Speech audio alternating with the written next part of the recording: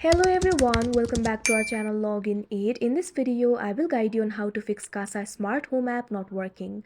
So if you also want to fix Kasa Smart Home app not working, this video is just for you. Follow the simple steps and you'll be able to do it.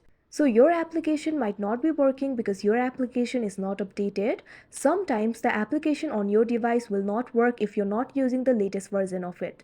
So for that, first of all, what you have to do is update the Kasa Smart Home application. For that, simply open Play Store.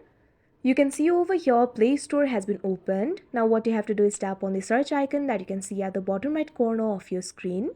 Now you'll be led to this kind of interface. Tap on the search bar that you can see at the top. Now simply type in Kasa Smart Home. Now over here you'll be able to find the application for Kasa Smart. All you have to do is tap on it.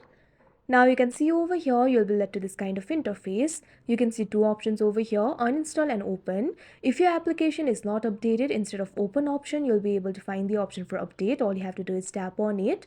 After that your application will be updated and your application should start working now. But if your application still does not work, what you can do is try clearing the cache of the application. For that, simply go to the app library of your device. Now over here what you have to do is find the application for Kasa Smart Home. Once you find the application for Kasa Smart, all you have to do is long press on it.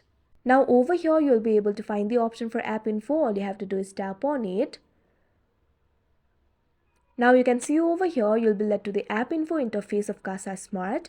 Over here you'll be able to find several options. You'll be able to find the options like notifications, permissions, storage and cache, etc. Simply tap on the option storage and cache. Now you can see over here you'll be led to the storage interface. You can see two options over here, clear storage and clear cache. What you have to do is tap on the option clear cache. After that, the cache of this application will be cleared. Now your application should start working now.